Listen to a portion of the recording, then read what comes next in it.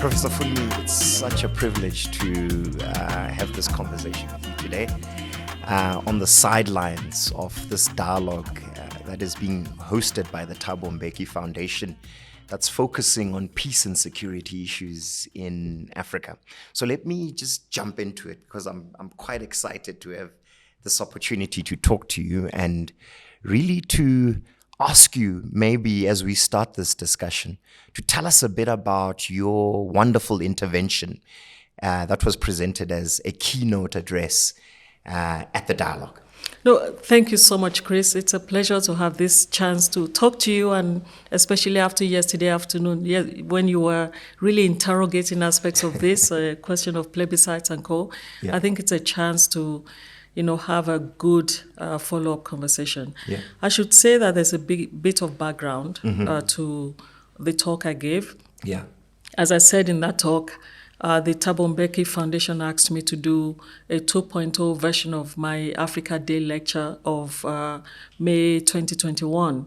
And initially I thought, okay, I don't think I have something new to say. I probably have a whole different set of observations.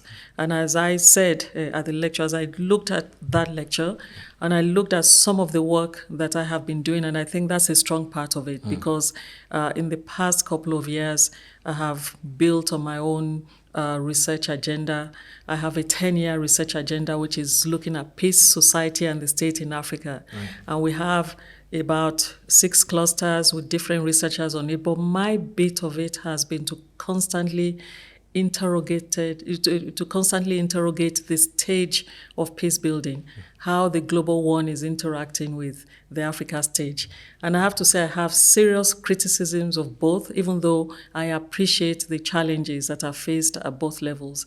As I said, I had been a part of the UN advisory group of experts for the review of the UN peace-building architecture in 2015. I was so excited about some of the ideas that emerged, and very quickly realized that there's contestation a little bit, not just in those ideas at the United Nations, but also contestation between how Africa sees itself and how the rest of the world sees Africa. So Prof, one of the key takeouts from your intervention at the dialogue was that you talked about 3 specific gaps that you had noted when it comes to looking at Africa from an African lens. Yes. Tell us a bit about those 3 indeed, I was quite deliberate and also wanting to be provocative in talking about what I called blind spots. And you're right.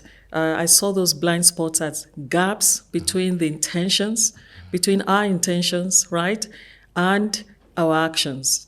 I see that blind spot as, when it comes to UN peace building, and I see that blind spot in UN peace building in turn affecting Africa. And why do I say that? So I talked about my excitement about some of those concepts, sustaining peace, and inclusive national ownership. It's in the inclusivity I want you to note. But not only has the UN failed to, really interpret it or apply it anywhere, including Africa, so it remains at the level of concept. The notion of sustaining peace remains at the notion of concept, and inclusive national ownership, if you like, remains at the level of principle. Then when you think about this, in addition to the whole notion of liberal peace, when you think about how it's interpreted in Africa, the blind spot that is transferred from the UN level is that there's a template that is presented to us to apply, and it follows a sequential thing. Even when we say it's not sequential, you have elections of people and leaders. More often than not, the war makers are the ones who are re-elected, who are elected to become legitimate leaders of their countries. Then you begin to have all of this around national recovery, reconstruction, all of these things which become meaningless because in that journey, we have left the masses of citizens out of the equation. So my challenge and why it is a blind spot on the continent is that we have our own ideas, our frameworks, we have, implemented, we have, if you like, outlined or articulated very clearly those ideas, norms, and frameworks. And then we spend so much time allowing the rest of the world to implement that, system I just described on the continent of Africa. And therefore, there's an interrelatedness in the three blind spots. In fact, you can integrate them into one big one, right?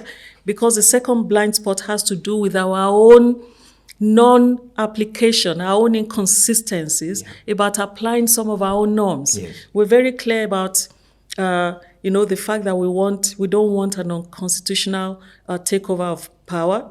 We're very clear about what member states should do to protect their citizens. We're clear about what we would do in elections, in monitoring it, and so on.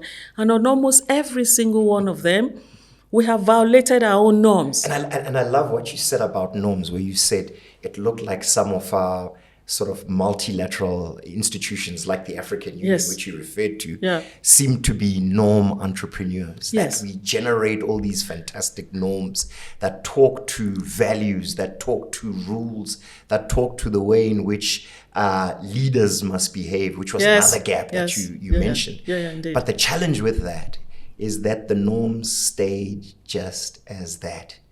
There was no ability to actually see the enforcement of these norms. Exactly. And it was such a sad moment as I reflected on your reflections around how, we don't have to generate new norms.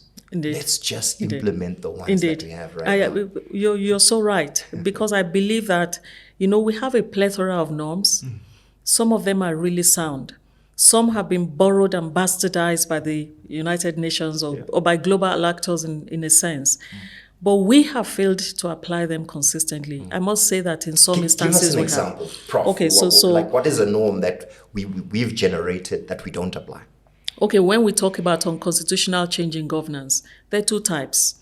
One type is straightforward, is military takeover, which we say is illegal. And that has been at the heart of some of the debate this weekend. Let's look at the established norms, not what we're saying now about Sahel. Let's leave the Sahel out of it for now. Those established norms suggest that when a group of leaders in a country stage a coup, there are consequences for this at the level of the AU. They're suspended from the union, but they're supported to come back and bring the country into constitutional order. Then they're re-accepted into the union. But if we suspend on some occasions, and we have seen ECOWAS was very good at this initially, it's become really poor at it.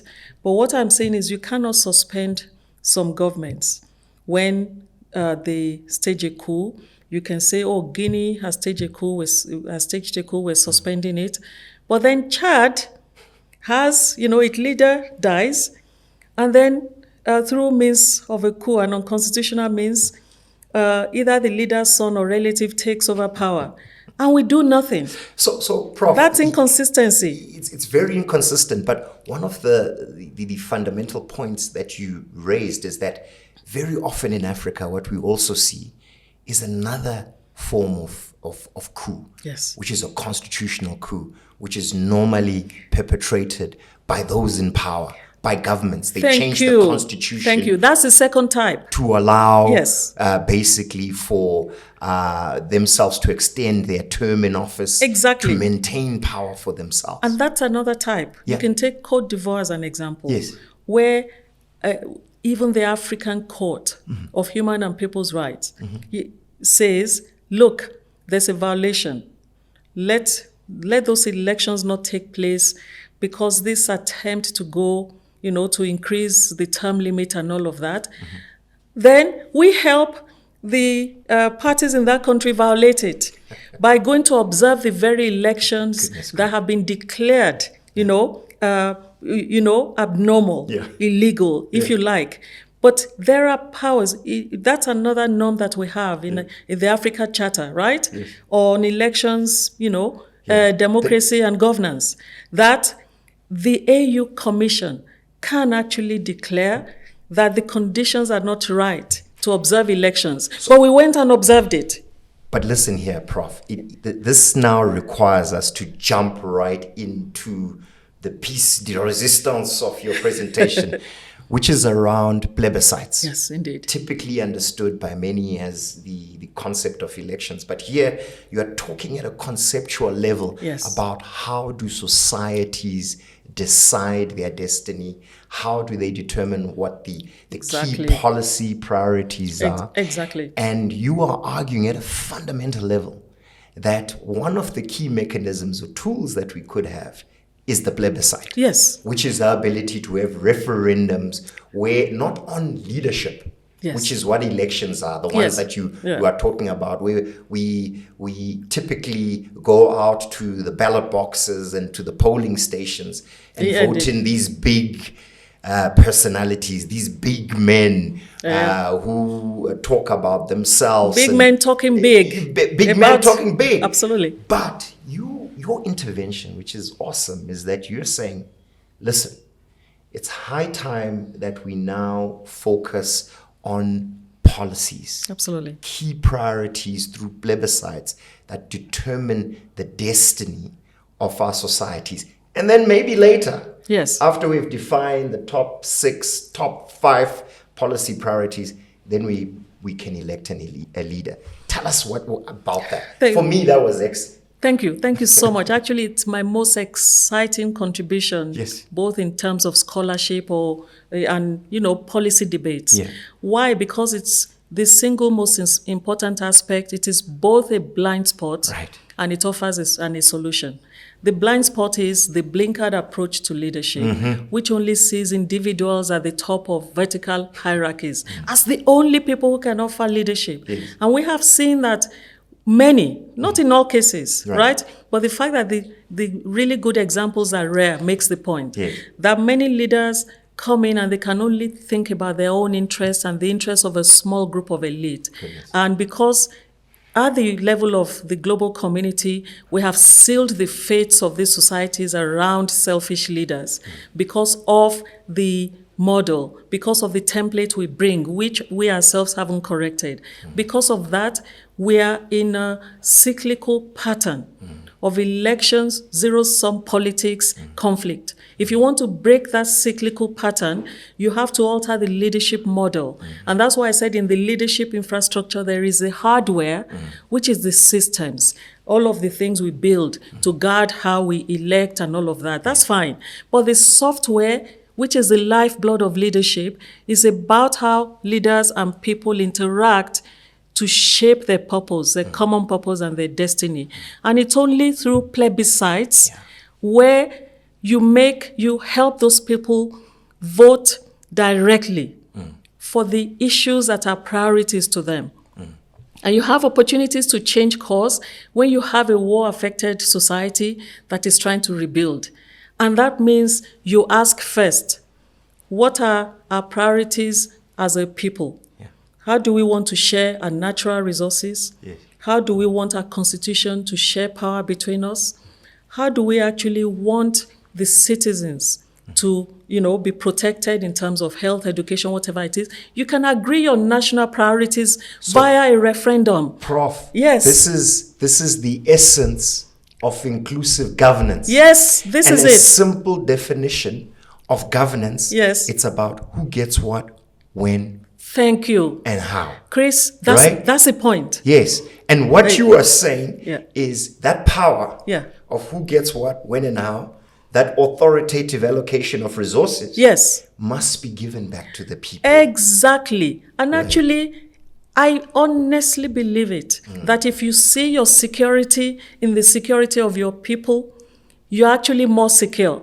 Right? And actually, perhaps where we're going is that constitutionally it's not about spending 2 terms or 3 terms.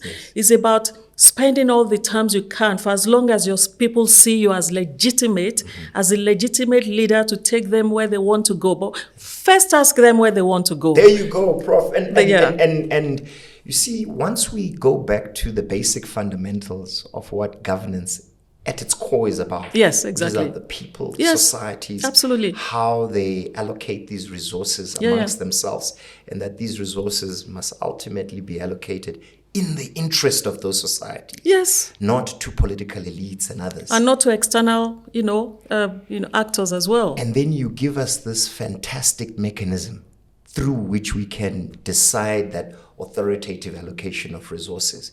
For me, it was a masterclass. My eyes opened up, and I finally understood that question of the how. Yes, you explained and understood it. Look, if you were the only one who understood what I was trying to say, Chris, I am happy.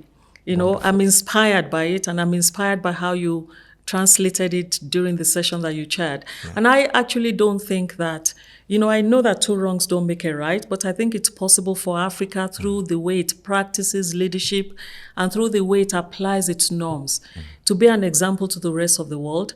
I don't think that the UN is the enemy of Africa, but actually there's a way in which they have these blind spots together, which if you address those blind spots and if it's addressed first in Africa, then you can change the global norms as well. Prof Funmi, I could talk to you all day long. Yeah, me too. You're a very busy person, and I'm so grateful that you have taken this time out of your busy schedule and the sidelines of the dialogue to come and talk to us and really reinforce the crucial importance of bringing our citizens to the center of the governance dilemma in Africa. Thank you so much. Chris, thank you. Thanks a lot.